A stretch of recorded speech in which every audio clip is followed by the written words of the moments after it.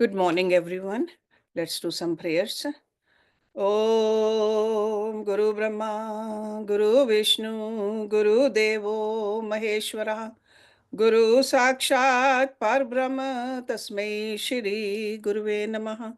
Om Bhur Bhavaswaha, Tatsavitravare Bhargo Devasya Dhimahi, Dhiyo Yo Nah Prachodayat, Asto Ma Sadgamya, Tamso Ma Jyotirgamya, मृत्युर्मा अमृतं गम्य ओम सहना भवतु सहना भुनक्तु सवीर्यं कर्वावहे तेजस्विनावधीतमस्तु मा विद्विषावहे ओम शांति शांति Shanti Om. So let's open our books, Brihadaranyaka Upanishad and section 3, Udgit Brahman. Okay. So this section is a little longer than the first two sections we have looked at. Udgit, what is it? Udgit is a song which occurs in the second chapter of Samved. And this hymn begins with the mystic syllable Om, and the priest or the chanter is called Udgat. Okay, so we will see how this is explained in this particular section. So let's look at verse number 1.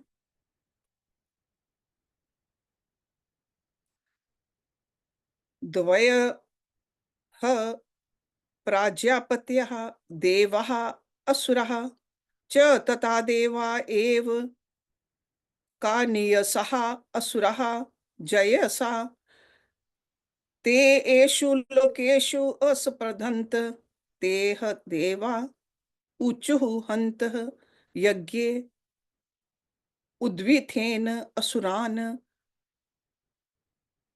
ayatham iti. So this is one of the smaller verses, but these verses are not poetic, they are prose. So the offsprings of Prajapati.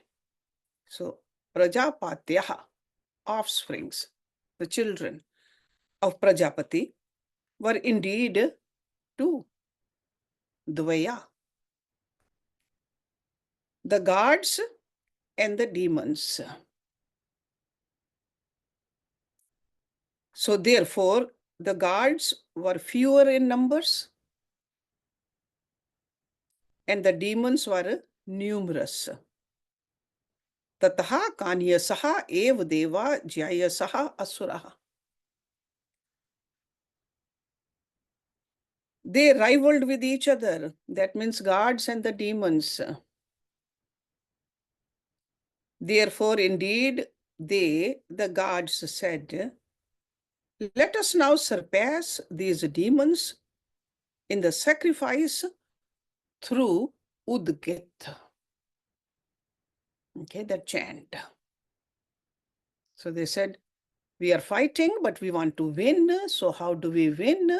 By using this internal power. So in this mantra, the philosophy of the good and evil is explained allegorically. So the descendants of Prajapati, they were of two classes, gods and demons. Gods were virtuous and the demons were, they were merely directed by secular goals, worldly goals. So naturally, gods were few in numbers and demons were numerous. We see the same thing in Mahabharata also. 5 Pandavas, 100 Kauravas. Okay, so Devatas fewer and the demons many. Both of them rivaled with each other for the ownership of these worlds. So they wanted to take over. And this kind of a rivalry continued for a long time. Till at last, gods decided to defeat the demons through the aid of Udgit in the sacrifice, the yajna. So we can see that since the beginning of creation, there have been the good and the virtuous, as well as the bad and the vicious. And gods represent the virtuous, where the quality of sattva is predominant. We are familiar with this, sattvikta. And in a sattvic personality, the thoughts are pure, actions are refined, and their conduct, the laws of the conduct are also pure. And on the other hand, demons represent the particular class or nature of people. The nature which is influenced by the twin forces of Rajas and Tamas.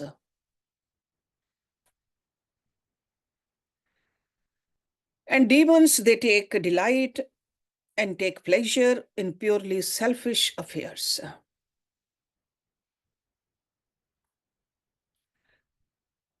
And obviously, we can see that this class or nature is very much opposed to the other one. So, tamasic and rajasic nature is opposing to the sattvic nature.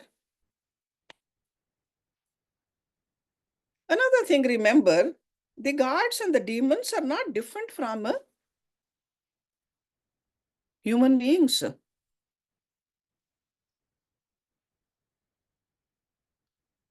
These twin forces exist within us. And these forces, they express themselves through the medium of speech and other organs of action and knowledge, karamindriya and gyanendriya.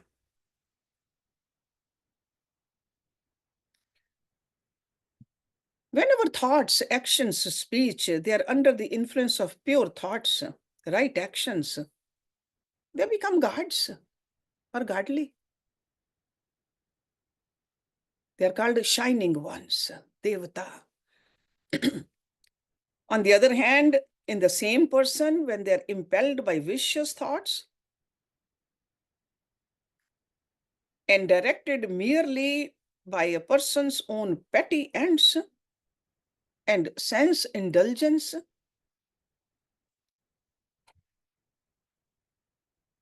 they are called demons. So it's on the opposite side. Are our thoughts about helping others or just helping ourselves? So that's how these demons and the gods are defined. And also the gods, the devatas, they perform actions that are according to the scriptures. The actions which do not oppose the general conduct. On the other hand, the demons, they base their actions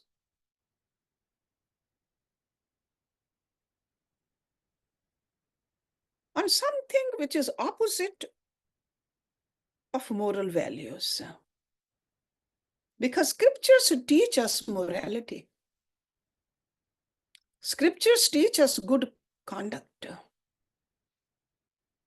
So in this mantra, the term God and demon stand for the sum total of sense organs. So by virtue of good actions, it's named God. And by the force of a vicious action, it is known as a demon.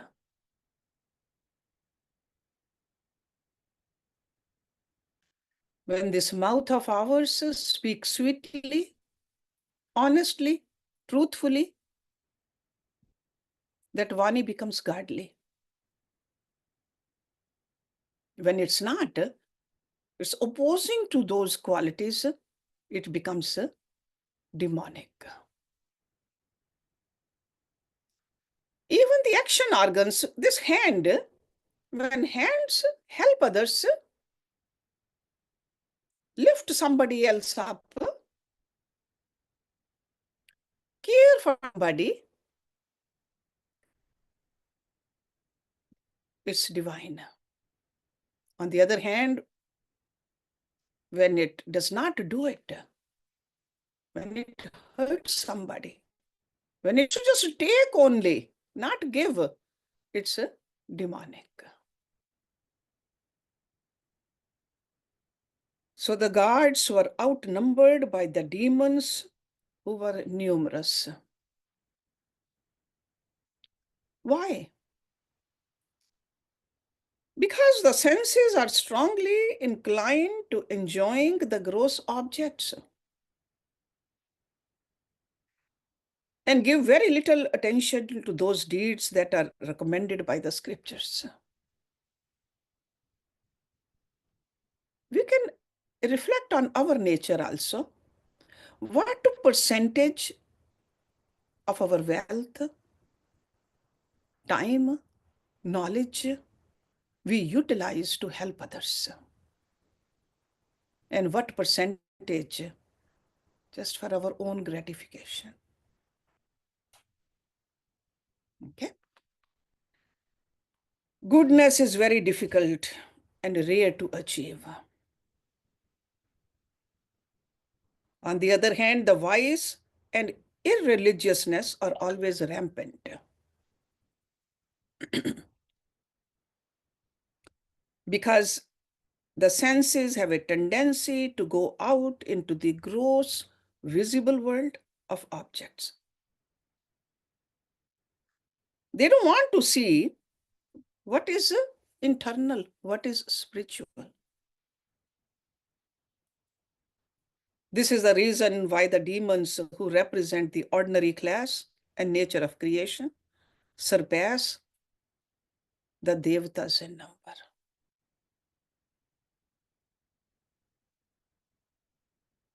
Sattva is a divine quality. When it preponderates, righteousness and virtue prevail in creation,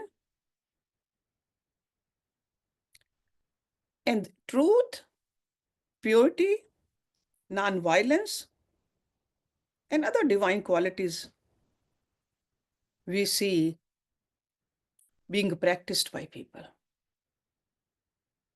Sattva.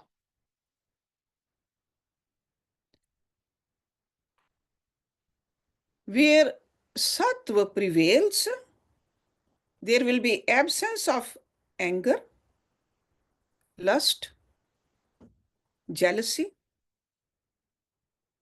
and other demonic qualities.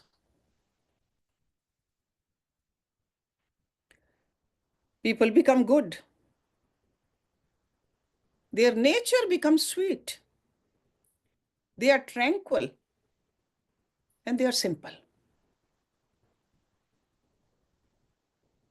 They do not act merely to achieve secular ends or even just for their own individual profit. In fact, a sattvic person does not mind a loss for the benefit of others. A sattvic person can stay hungry to feed the poor.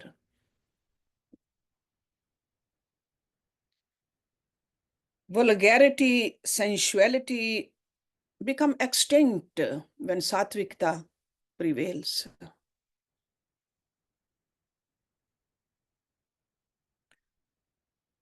Actually, not just the human beings alone.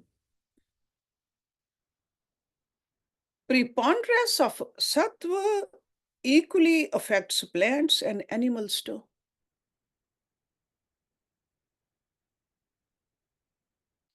Because when sattva prevails, it is expressed through the medium of the senses and mind.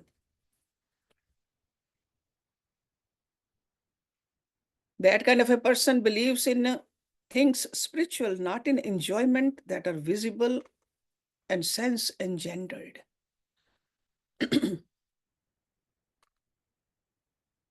Sattvic person knows that the things based on sense perception are not lasting. And sattvic person does not gets deluded through that. Sattvic person knows that spirituality have a permanent value. And sattva expresses itself through good thoughts, good speech, good hearing, good seeing, good smelling, good touching, and good deeds. While rajas and tamas have their field of operation in the gross and sensuous activities, lust, etc.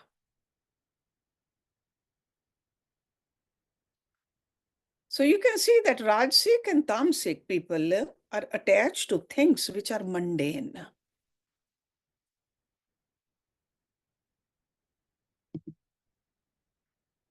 They indulge in sensuality, vulgarity, passion, anger, evil thoughts. While Sattvic people, who are called Devtas, they have a brightness, shine in their personality. Rajasic and Tamasic people, they have a dullness. There's a darkness in the personality. So sattva stands for purity, rajas for hectic activity, and tamas for total ignorance. So naturally, devatas are fewer when compared to the demons, who are numerous. And demons have a good following, because most of the people are impelled by the force of ignorance to perform vicious actions for self-indulgence.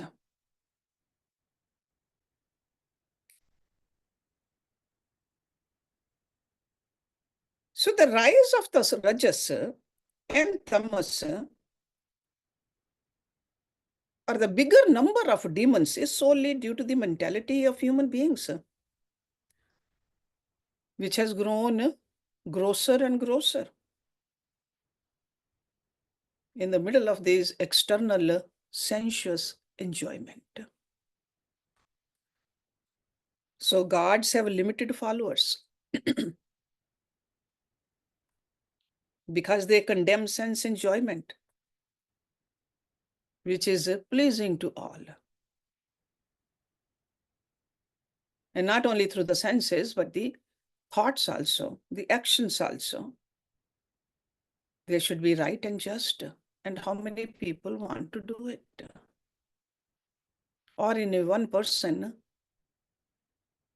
how much goodness we want to prevail. So it's not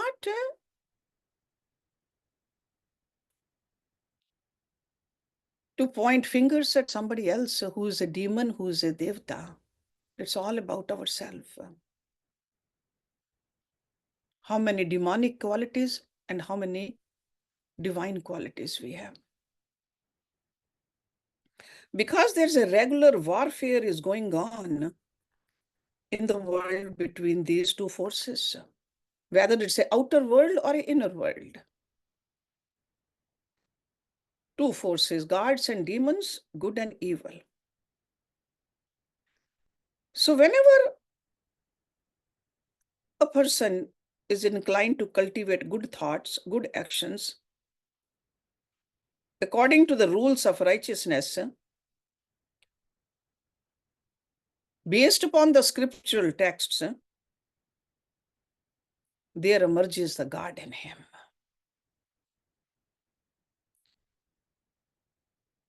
And manifestation of the God through the entire being. There's no contradiction. Whatever that person is thinking and whatever that person is saying is harmonious in the divine person, divine personality. But when a person is led by sense perception, sense enjoyment, inclined to indulge in vices,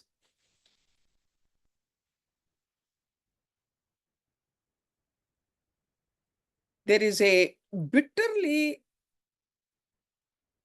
that person is bitterly opposed to the rules of righteousness. Go out of his or her way to go against the scriptures. And that's how the demonic personality manifests. So when one is prevailing in an individual, the other one is being subjugated. It's almost like two wrestlers. One is taking over the other. So when Satvikta prevails, Rajsikta and Tamsikta are there too, but they're subjugated. So it all depends who has the upper hand in our personality. Since the dawn of creation, these two forces of nature have been fighting with each other. Sometimes sattva prevails, people become pure and pious, and other times rajas and tamas prevail, and there's a preponderance of demerit, which results in degradation in the individual as well as in the society. Because what is a society? Society is just a combination of all the individual personalities.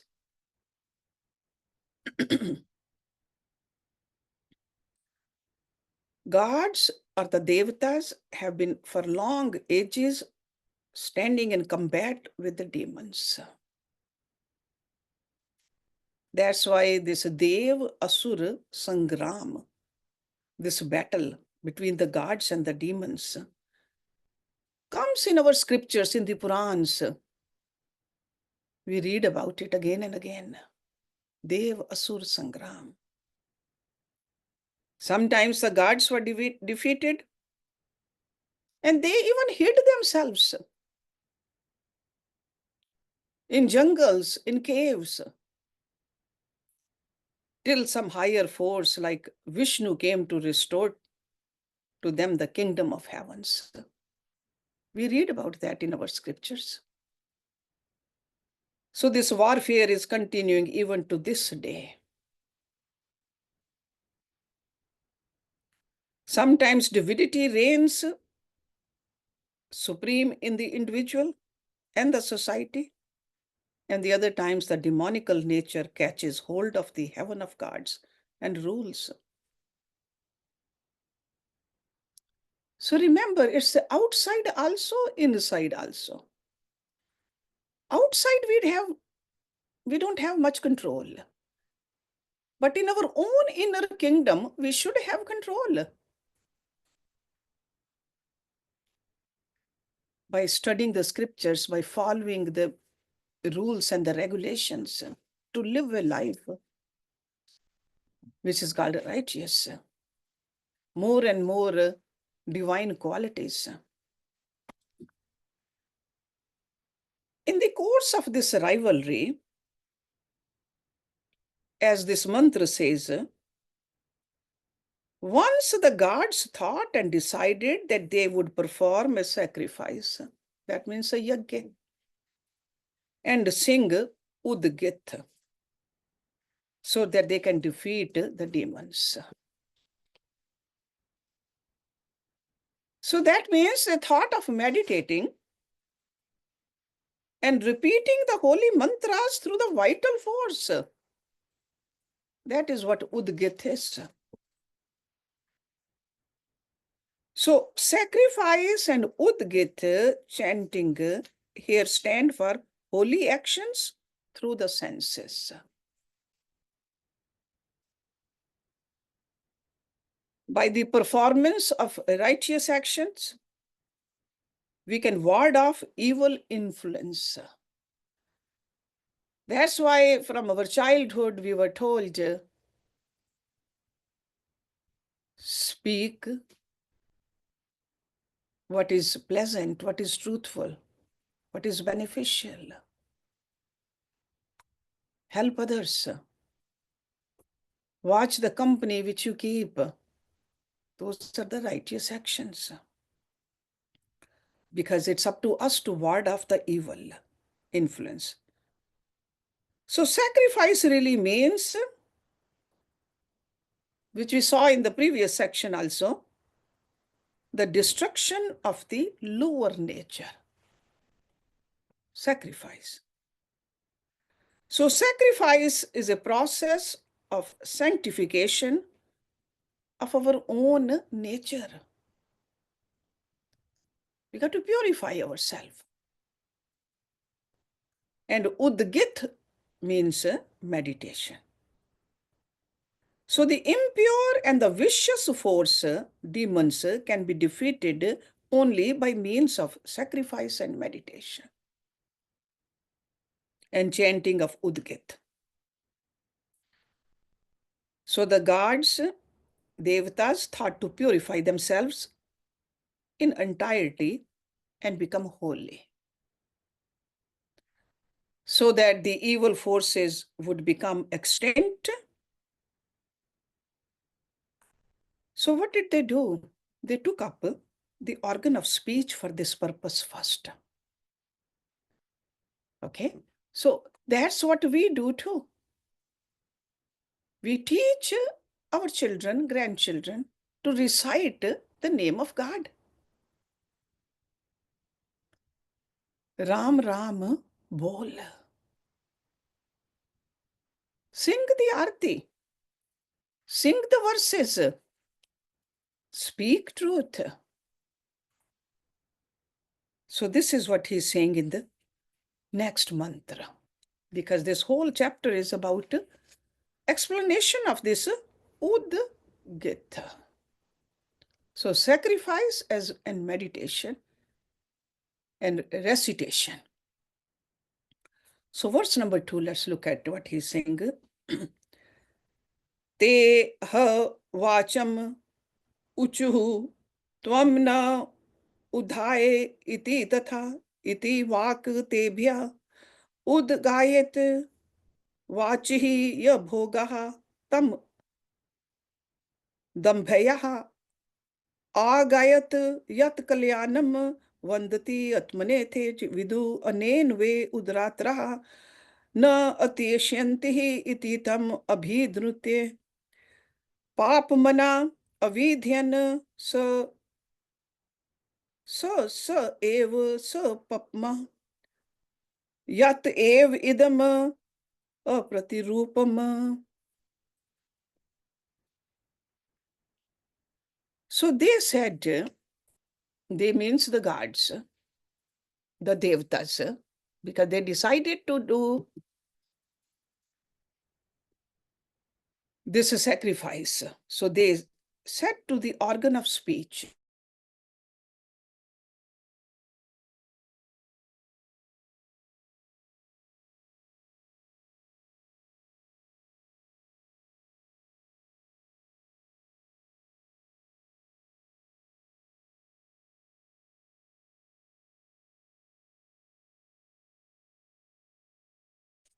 You're frozen, Hershey. We can't hear you. Frozen.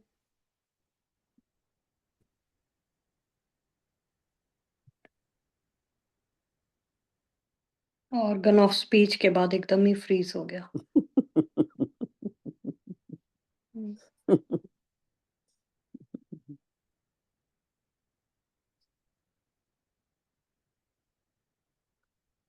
अभी वो गई हैं, शायद वापस आएंगे.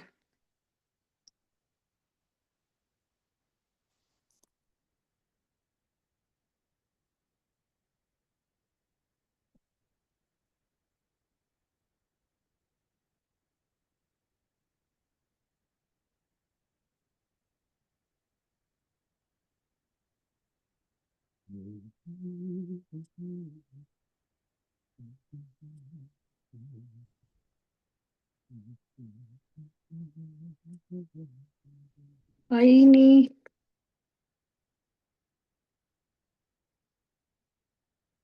He's probably trying to reconnect.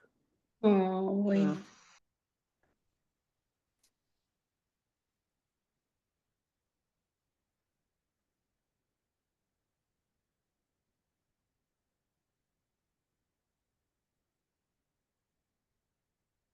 It's frozen, Vidhi. Oh, okay. Thank you for letting me know.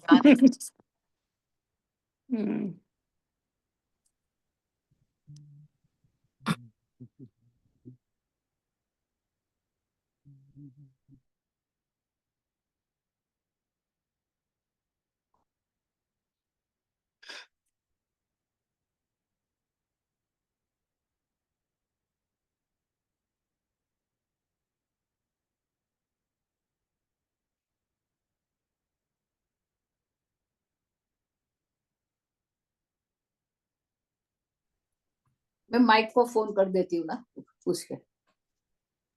I'm calling Harshi. Let's see if she picks up. वो तो पता ही है ना कि भाई वो फ्रोजन है, तो वो कुछ कर रही है try.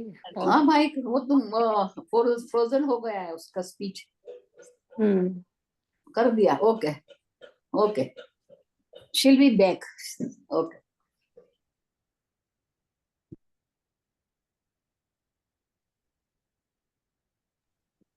What's happening? It's She has to frozen. log back in. Okay. So I should disconnect and come back?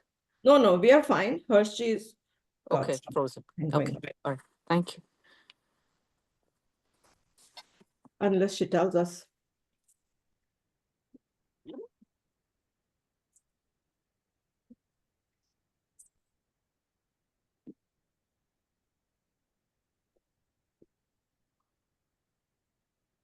America have gotten financial support from the federal government.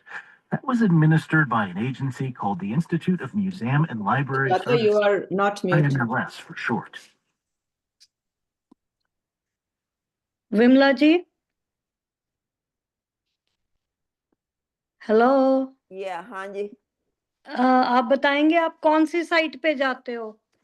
You go to ashram site. उसी पे गई थी, योग साधन आश्रम. So West the Chicago. first screen पे जो है ना सारे वीडियोस होंगे. नहीं आते, वीडियोस नहीं आते, उसकी हेडिंग्स आती हैं और स्क्रिप्चरल रीडिंग में बाकी सब आ रहे हैं, पर ये नहीं आ रहा. अच्छा, जो स्क्रीन पे साइड में F and Hershey is back. Hershey is back. चलो मैं बाद में पूछूंगी. ओके. हर्षी आप म्यूट हो.